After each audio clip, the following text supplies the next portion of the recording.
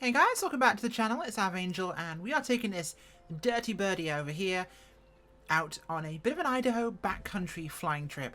Now, we've got a bunch of airstrips to visit today, so it's going to be a real example of mountain flying and short field, rough field, takeoff and landing out here.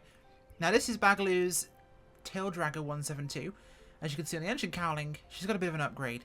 This has the 210 horsepower STC, and it has the STOL kit on the wings, of course, nice big bush tyres, and it's a tail dragger, more importantly, which does give us a bit of an advantage as we stare at grass. Let's get off this. Now, we are up here at the rather stunning... Which one's this? This is Pistol Creek. So not only do we have this gorgeous little lake beside the strip, a nice green, spacious backcountry strip, got some nice houses out here. It's a rather pretty little chateau. That's the wrong word. Cabins is the right word. I must say it's rather nice, especially with the horses out there. We've got more houses just over the side where the river wraps around. We're in this beautiful Idaho backcountry. Love this place. And this I will link you to in the description, by the way, if you want to fly out here as well yourself. It's a gorgeous little airstrip. Requires a couple of scenery kind of packs, or should we say equipment packs to actually run, but... you know, that's with most of the good ones these days. Although, I must say, the default vehicles is a problem, but this seems to be nearly every darn airport where you have parking spaces. It throws vehicles all over it, and baggage trolleys and stupid things like that. So, let's cut to the chase and get ourselves moving here today.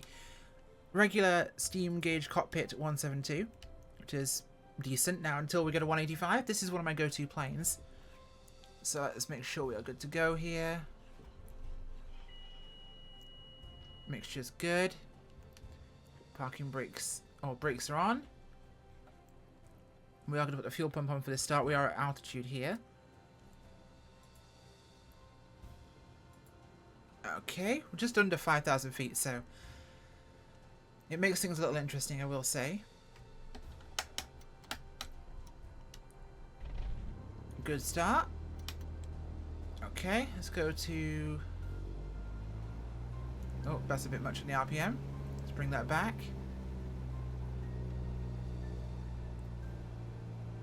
$1,700.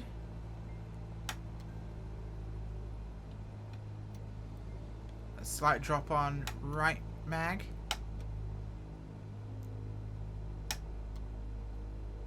So both mags are identical, but together we get a bit more than that. So there we go. Engine's looking good. We're going to get out of here because we have about 4 stops today. We're going to all of the creeks you can think of. We've got Pistol Creek, we're starting out. We're heading to Indian Creek, US Forestry Service strip. Thomas Creek, which is a ranch. Mahoney Creek, which is another Forestry Service place. And Lower Loon Creek, which is one of the handcrafted airports. Although I'm not sure what's handcrafted about it. You'll see when we get there. It's kind of a basic one. But either way, we're going to have a lot of fun here, flying through valleys and in the mountains. Things are pretty... rough and ready up here, so I'm going to talk through some techniques and various backcountry skills that could be pretty useful out here if this idiot in the follow me truck or the service truck wants to get out of the way. Honestly, I'd love to come horse riding out here. This looks like stunning country. Okay, let's get the brakes on. Let's get ourselves turned around. Okay. Wide field, but a fairly narrow strip itself. It's more of a widened road, I should say. As we go on, turn around. Grass friction is a pig in this sim. Okay, so we're good to go. We've got our mixture leaned off slightly because we do know we are going to need to do that. So throttle up. Let's get the tail up here. No, don't you run off on me. Pop some flaps and pull the nose into the air. Pull those flaps in again, level ourselves off and gain some airspeed. And we're climbing up and out. Now, Pistol Creek is pretty decent. We're looking about mostly 1,200-ish maximum feet for most of these strips we'll be visiting today. And our first one is actually a short nod up ahead. It is just over here. In fact, right there, just off our nose. You can see it now. There she is. That is the first one of a few. We're going to be in and out of some of these places today, but this gives me a good way of testing out and showing you some of the techniques, including the drag curve. Now, you'll see my wings are kind of just about level right now. So I'm going to pop my flaps in here. And I've got the strip there, so we're just going to nosy on over towards this bluff.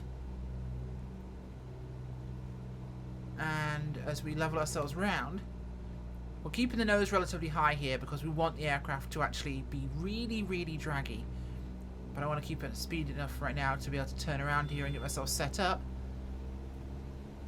There we go. We want the plane to sink, because the more energy we can absorb through drag, the less energy we're going to be using. This is pretty choppy right now, but the less energy we're going to have to use on rollout and slow the plane down. So I'm just pulling back to idle throttle here. Throttle is not my primary way of getting the aircraft down onto the runway, and you're going to get used to hearing the stall horn a lot throughout an approach like this. A little bit of rudder in here just to kind of bring me round. And drop ourselves down here. Little bit of throttle to help round the nose out. And pull those flaps in as we touch down. And boom, we are down. Nice and easy, don't use a lot of room, no big long runouts, and the aircraft is nice and stable. In fact, we've got tons of runway left. We could probably take off with this. In fact, we're going to. So flaps are all pulled in. We'll go for a short field departure on this one. Get the nose up as soon as we, or tail up as soon as we can. Prepared for it to yaw on me. There we go. That's a bit better control, but I overstepped it because the rudders are a pain in this sim sometimes. There we go. Pull her up and clean those flaps away. Build some airspeed whilst we've sort of got it, and let ourselves climb up and out. Now, we're following some of these valleys today before we head across towards Thomas Creek, which should be just around the bend and up Doodles a little bit.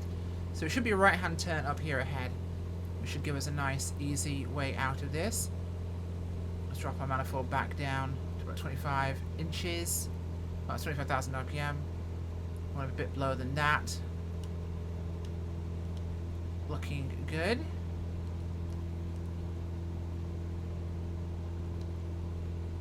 Okay, so a lot of really short hops here. This is not really a trip that's about really long runs, but it does give you a good appreciation of mountain flying. And right now we're just approaching 5,500 feet. And this thing has a ton of power. Now, we are still naturally aspirated, we're not turbocharged, which means that we do lose power with altitude. And that is something to consider when you're flying in the mountains, because a shorter strip suddenly becomes a lot shorter when you have less engine power, especially to get into, never mind out of. Now, some of these I'm going to have to really kind of look for because I have no idea where they are.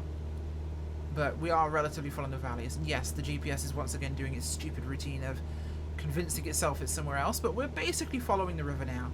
We're on this track round and we're heading roughly with the terrain. Now, some of these regions, thankfully we're in the Cascades, which is a pretty well represented area. But further south towards Utah, you've got some really rough looking terrain. Hopefully that'll be stuff that's looked at more with the upgrades to the sim, but it'll always depend. Let's knock our power down here and keep our eyes out for Thomas, which should be round the bend, because we've got the river forking off there to the left. I said fork like knife and fork, not the other kind of forking off, and we should be relatively good here. Okay, this could be a bit trickier to find, because I have no idea where this one is. But the river is down there, and it breaks to the right here. Let's drop our power right down so we can have a look around. That had better not be it, but I actually really want to land up there. That looks like a ton of fun. Should we say sod it to Thomas Creek and go for that instead? I think we can do that. I think that is achievable. We've got big bush tyres on. That should be more than manageable. Let's take a look at it and see what we can do. I know it's not the place I was looking for, but hell yes, that looks fun. And this is one of the nice things about backcountry flying in flight sim, is you can go where you like to an extent. And if you think you can make something, you can try it. That looks a little narrower in hindsight. Now I look at the trees. What's the width looking like? I mean, I do think that's manageable. That's manageable, I think. Power, power, power, power, power, power, power. I think that might be a little on the tight side. That's a tree. That might be a little tight. We'll make a mock approach and see how it goes. If it's a bit rough, we won't bother with it, but It is worth a crack, I think. At least. Nothing ventured, nothing gained. I like to challenge myself out in the bush, in the backcountry, just trying things I might not normally have done because it looks a bit sketch or it's a little bit harder than I might imagine. I do find it a lot of fun to try and do that sort of thing because we get to adventure and we get to enjoy this sort of thing. Okay, right, let's get ourselves turned around here. I think Thomas Creek is down below us somewhere over here. That would be true, as you hear another meow from my cat flap. Alright, let's swing it around. This is truly a beautiful place to fly.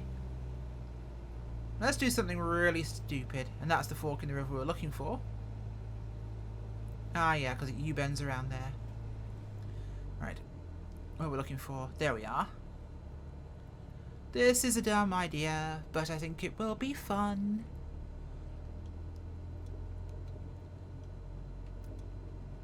Alright, let's pull the flaps in. Well, we are way high.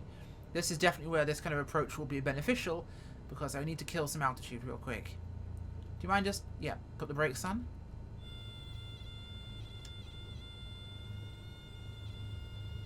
There is a point where you get a little close to the edge, and you have to back it off, otherwise things get kind of dramatic kind of fast. This is not the optimal stabilized approach I'd like for this sort of approach, but we're looking... I think this might be too adventurous, even for me.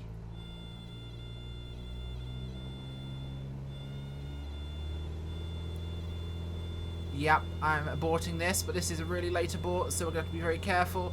Let's let the nose drop down, build some airspeed, pull those flaps in ASAP. No, too adventurous even for me. I think that was a bit narrower than I wanted it to be, and my approach wasn't right, so we'll call that what it was. Now, that's another important thing to consider, is to make sure when you're going to decide an abort. Like, if I'd gone any further into that, I would have been done. Learning when to abort an approach is probably the most important skill when you're out in the bush, because in some places you have no abort once you pass a certain point. It becomes too dangerous and you are committed. There's no other way. Maybe there's no path out, which is why a recon run is always a good idea. There, I definitely saw I had not enough clearance and I was coming off tangent, so it wasn't going to be right. I had to make sure I packed that one in and called it good. Now that looks eminently landable and very pretty. What is this patch of beautiful verdant green out here in the backcountry of Idaho? That looks very tasty. And that may be... I think it is? Yeah, that is the ranch. Now that... English headland over to our left would be a great place to try and land, but this place is just very pretty down here. No, it's a bit short and we haven't got a lot of run out options. I will try and find where is it actually, the strip we're meant to be landing at? I can't find it. This is one of those things. I think it's going to be on the far side of here, most likely, looking at this. And I do like to stay in the cockpit view because there we are. In reality, I'm definitely landing there. That looks like a real fun challenge. In reality, you don't have the option of going third person, so to me, this is a flight simulator. I'm going to simulate flight. I may do it once in a while, but it is a blue moon sort of occurrence. It is not very common for me. I'm looking at this. There's no approach from this end. I am going to have to come in across the river and the S-bend there. And we have got trees on the approach path, as you'll notice in a second. And there's really going to be... If I'm aborting here and I have to go around, I'm going around to the left. So I've got trees on the approach there. I'm going to drop it in as low as possible, though, and see what I can do with that. So let's bring this around.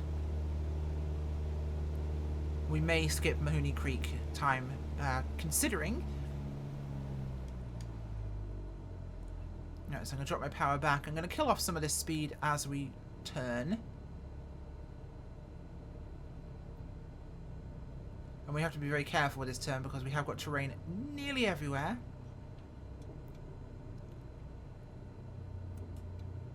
Right, okay. So this swings us around here. We've got the river ahead of us. And there's the strip. So let's kill a bit of altitude, shall we? In fact, let's hold the nose. We are coming in kind of high. And I want to drop some of this off. This is going to be another steep approach. There we go. Could have come in lower and straighter if I had more chances at this, but I'm just going to let myself sink in here. Keep the aircraft's nose up. Use that drag curve to really let the aircraft settle. Power on here because I know I've got trees. I want to keep my eye on that. See what I mean about coming off to the left if we do that?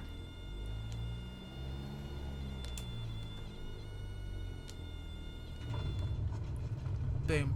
Nicely done. And that is a nice, easy drop into that strip.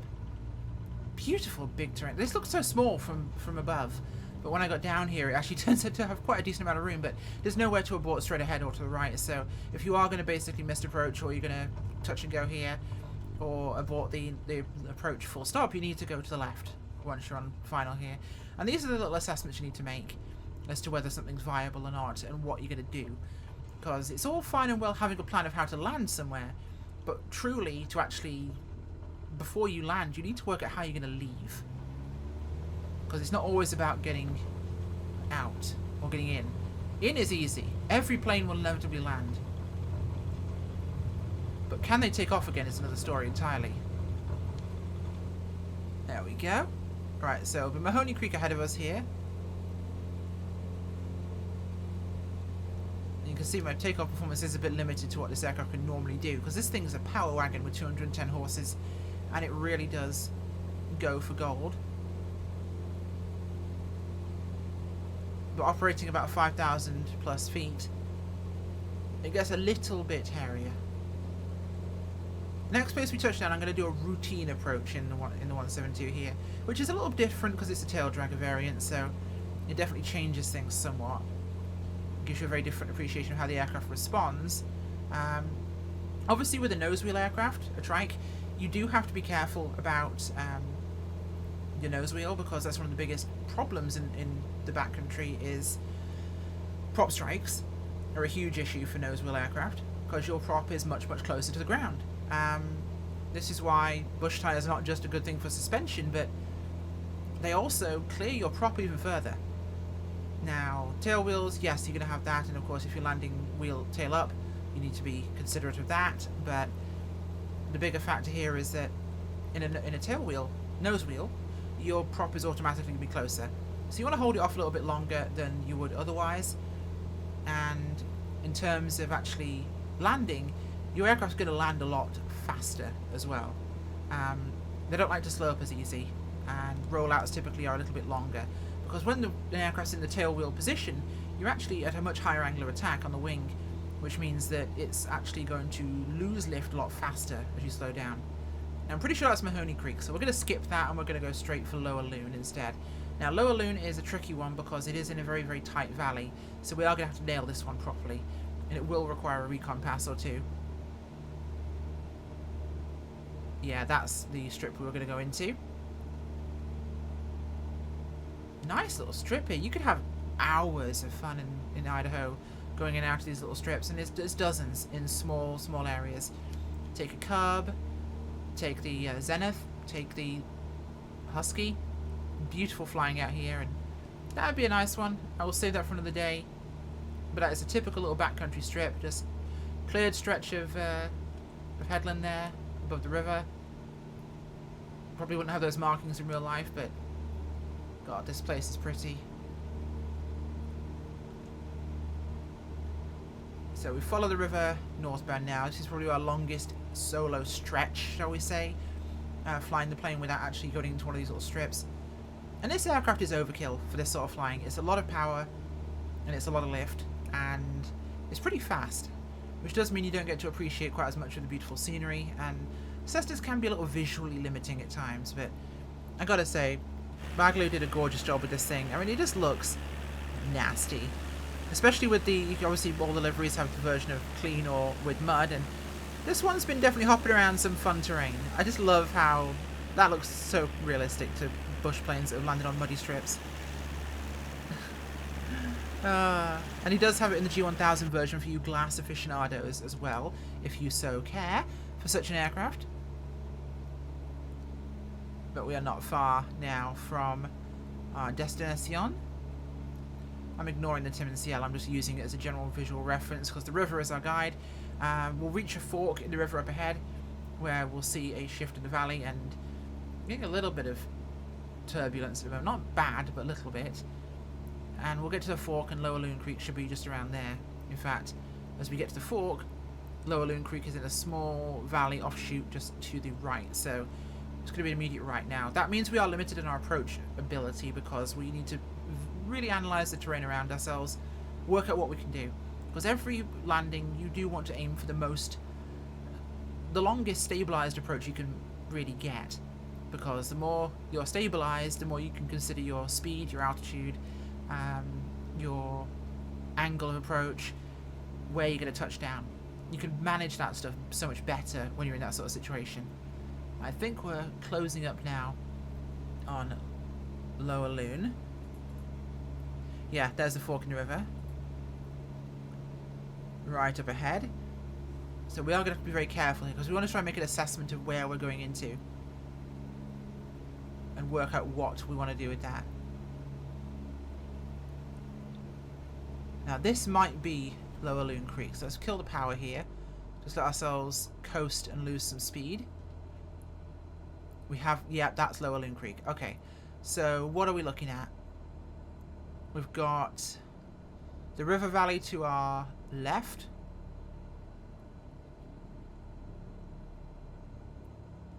And to the right, we have another valley. So this is basically parallel with the valley. Most strips in down here are.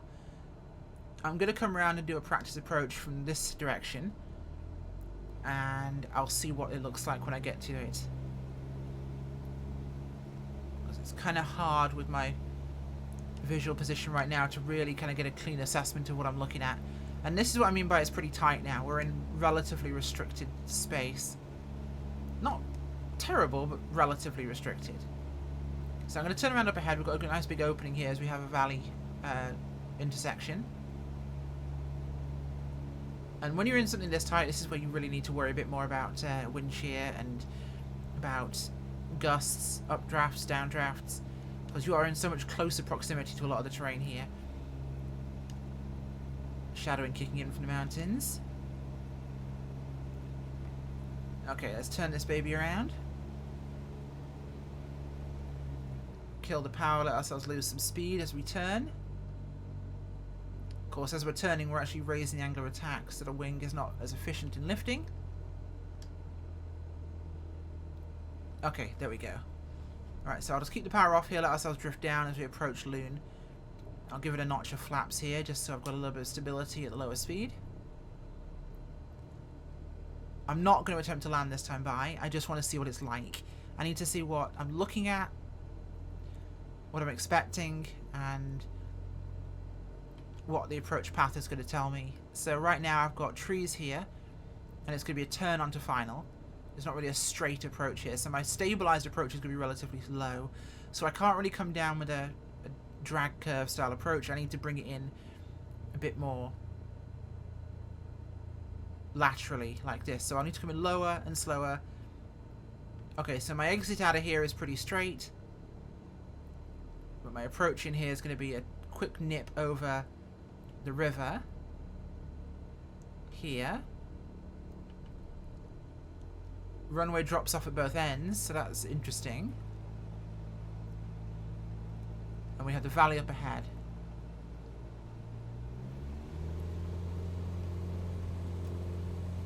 Pull the flaps in. Okay, so we've got a pretty good straight out abort here.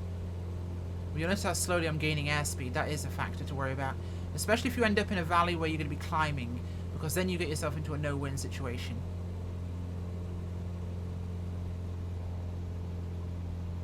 And we're just below 5,000 feet here, about 4.5. So where can I turn around up here? Okay, this works, this works. We should be good here. I'll just bring it across this ridgeline.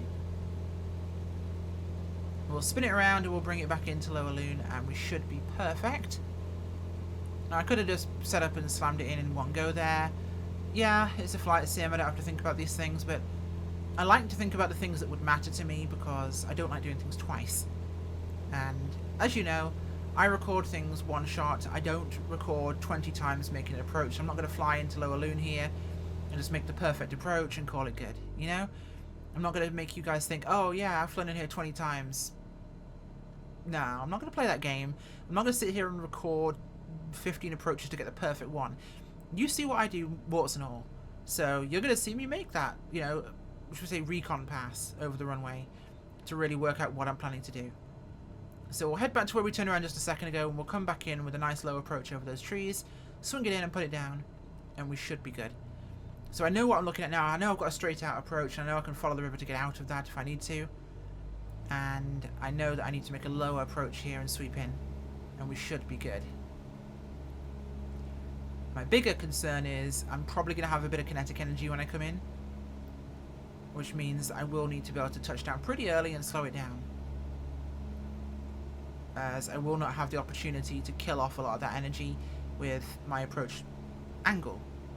This is why you'll see a lot of bush pilots making a very steep approach into runways. It's because you are literally using that drag curve to kill off the energy the aircraft has. You're using the prop to give you lift and to give you energy to round out the aircraft to set it down, but you're trying to land with as little as possible, which makes the aircraft a lot more willing to stop. Excess energy means excess rollout distance. Okay, let's spin it around here. And we can use that approach, though, to actually get ourselves lower fast. Alright, here we go. Power off.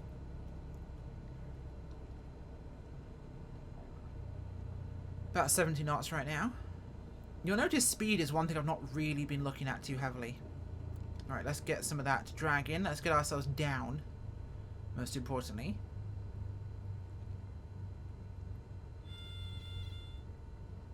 Nose sponges down.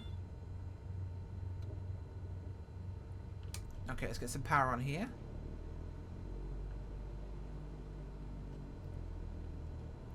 Kill some of this speed.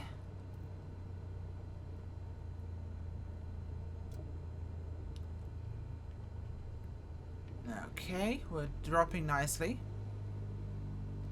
Let's just maintain some speed here. I don't want to be too slow because I will have to turn here, and I don't want to make one of my wings have a higher angle of attack, which increases the rate of low and slow stall. And if one of the wings has a lower angle of attack, that wing will drop and I will spin, and I will spin in and die. So it is not something we're aiming to do here. So we're keeping it around 60 at the moment.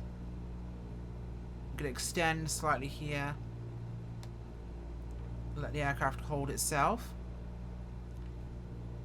I'm going to let myself start rolling in slightly for a slight curved final, which does give me good visibility here.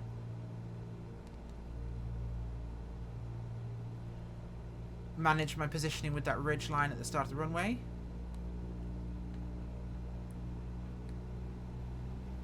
A little bit of power.